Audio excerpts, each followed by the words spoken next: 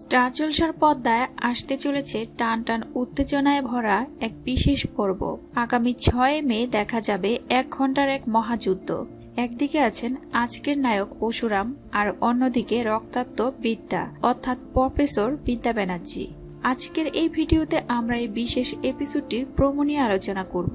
ভিডিওটি শুরুতেই দেখা যাচ্ছে পরশুরামের পরিবার বিপদের মুখে, তবে বিপদের মাঝেও তাদের ভালোবাসার বন্ধন অটুট। কিন্তু গল্পের মোড় ঘুরে যখন প্রিয় মানুষের কাছ থেকে আঘাত পায় বিদ্যা ব্যানার্জি। বিদ্যাকে দেখা যাচ্ছে রক্তাক্ত অবস্থায় এবং তার দিকে বন্দুক তাক করা হয়েছে। এই জটিল পরিস্থিতি থেকে সবাইকে বাঁচাতে এন্ট্রি নিচ্ছেন পরশুরাম। তাকে বলা হয়েছে কমন ম্যান এবং বিষ্ণুর ষষ্ঠ অবতারের সঙ্গে তুলনা করা হয়েছে। প্রোমোতে দেখা যাচ্ছে পরশুরাম অ্যাকশন মোডে আছেন এবং তার হাতে কুঠারের বদলে লাঠি থাকলেও লড়াইয়ের তেজ কম নয়। 6 মে রাত 8টায় শুরু হবে পরশুরামের লড়াই এবং রাত 8:30টায় থাকছে বিদ্যা ব্যানার্জির গল্প। বিদ্যা এবং পরশুরামের মধ্যে আসলে কি সম্পর্ক এবং বিদ্যা কেন রক্তাক্ত, এই রহস্যই দর্শকদের আটকে রাখবে।